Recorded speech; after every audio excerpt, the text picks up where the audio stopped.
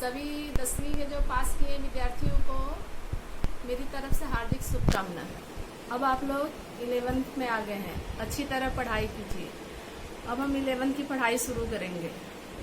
तो आज मैं कक्षा 11 की किताब आरोह भाग 1 पढ़ेंगे।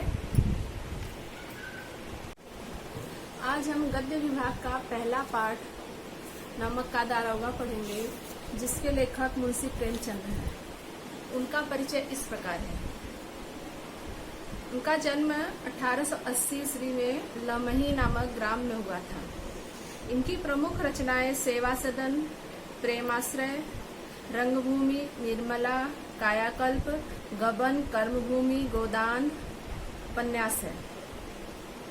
सोजे वतन, मानसरोवर 8 खंड में है। गुप्तधन कहानी संग्रह है। करबला संग्राम प्रेम की रेवी नाटक है। कुछ विचार विविध प्रसंग भी है। इनकी मृत्यु 1936 में हुई थी। प्रेमचंद हिंदी कथा साहित्य के शिखर पुरुष माने जाते हैं। उनके जैसा रचनाकार उस सदी में कोई नहीं था। अब इनके द्वारा लिखित कहानी नमक का दारोगा का मैं संक्षिप्त वर्णन करती हूँ। उन दिनों की बात है जब भारत में अंग्रेजों का शासन था और नमक पर कर लगाने का कानून बनाया गया। उसी समय एक बंसीधर नाम का युवक पढ़ लिख कर निकला और रोजगार की खोज में निकला।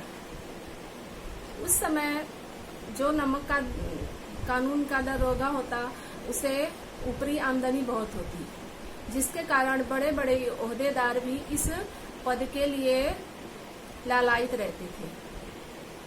जब बंसीधर रोजगार के लिए निकला तो उसके पिता, जो कि बहुत लालची थे और कर्ज में डूबे हुए थे, उनकी 2-3 कन्याएं थी जिनकी विवाह अभी बाकी थी। उनको लगा कि बेटा पढ़ लिख के निकला है तो अच्छी आमदनी वाला नौकरी करेगा तो उनका बुढ़ापा अच्छे से कट जाएगा। ये सब विचार करके उसने अपने बेटे को बोला कि नौकरी ऐसी करना जिसमें वेतन के साथ साथ ऊपरी आमदनी भी हो, क्योंकि उसका मानना था कि वेतन तो पूर्णमासी का चांद होता है जो धीरे धीरे खत्म हो जाता है, और ऊपरी आमदनी जो है वो बहता हुआ स्रोत होता है। यही शिक्षा देकर वह अपने बेटे को नौकरी के लिए भेजता है और भगवान की कृपा से उसे दारोगा की नौकरी मिल जाती है। परंतु वह अपने पिता जैसा नहीं था। वह ईमानदार और कर्तव्यनिष्ठ था। उसने अपने ओहदे का कभी भी दुरुपयोग नहीं किया। कर्तव्यनिष्ठता के साथ अपनी नौकरी करता। एक दिन रात को बहुत सारी गाड़ियां आई। जब रोककर देखा गया तो उसमें नमक भरा हुआ था। उसके पीछे जो है एक गाड़ी में से उतरा, जो कि एक व्यक्ति उस बगल वाले गांव का था और बहुत नामचीन था। बड़े बड़े ओहदे वाले भी उसके सामने सिर झुकाते थे। जब वह बंसीधर के पास आया तो बंसीधर ने कर देने की बात की। तब उसने कहा कि लेन देन में निपटा देते हैं, लेकिन उसका कर्तव्य निष्ठता ऐसा करने के लिए रोका और उसने बोला कि मैं रिश्वत नहीं लूंगा, आप जो भी कर है वो देकर जाइए। इससे अलोपीदीन नाम का जो व्यक्ति था, उसे उसकी जो है आत्मनिष्ठता पर ठेस पहुंची। उसे लगा कि मैं इतना नामचीन व्यक्ति हूँ और मुझे एक मामूली दारोगा इस तरह से परेशान कर रहा है। लेकिन उसने बहुत सारी लालच दिया, लेकिन एक भी नहीं चली और अंत में बंसीधर ने अपने हवलदार से कहकर उसे हथकड़ी लगवा दिया। यह बात आसपास के गांव में आग की तरह फैल गई, क्योंकि पंडित अलोपीदीन जो था वह बहुत माना जाना व्यक्ति था और उसने अदालत में अपने जो है पोजीशन का फायदा उठाया और पैसे देकर जब मुकदमा चला तो अपने तरफ कर लिया और बंसीधर पर जो है अपने ओहदे का गलत इस्तेमाल करने, मतलब बदतमीजी करने और अकड़कर बोलने का इल्जाम लगा। जज ने उसे यह कहकर छोड़ा कि यह तुम्हारी पहली गलती थी, आगे से ध्यान रखना। इस तरह अलोपीदीन की जीत हुई और बंसीधर का हार। धन के आगे धर्म हार गया। जब वो बंसीधर अपने घर आया तो उसके माता पिता पत्नी उसे अपनी अपनी तरफ से सुनाने लगी कि आते हुए लक्ष्मी को ठुकरा दिया। माँ बाप बोले कि मेरे बुढ़ापे का सहारा बनने वाला था, लेकिन अपनी गलती से सब कुछ गवा दिया। लेकिन उसे कोई फर्क नहीं पड़ा। एक दिन जो है पंडित अलोपीदीन उसके घर पर आए।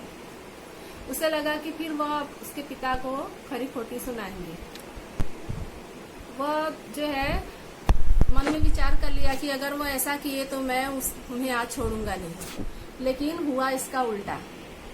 अलोपीदीन जब उसके पिता के पास गए तो उसके पिता तुरंत ही अपनी बेटे की बुराई करने लगे और माफी मांगने लगे। बोले नादान है, ना समझ, आपसे जो है बदतमीजी करने की कोशिश की, उसे माफ कर दो। लेकिन अलोपीदीन बोले कि आप सौभाग्यशाली हैं जो आपको ऐसा बेटा मिला। यह सुनकर बंसीधर को आश्चर्य हुआ और जब वो पास गए तो अपनी बदतमीजी का उन्होंने भी माफी मांगी। पंडित अलोपीदीन उसके घर जो है अपने पूरे जायदाद का मैनेजर नियुक्त करने के लिए गए थे और वह प्रस्ताव बंसीधर के सामने रखे।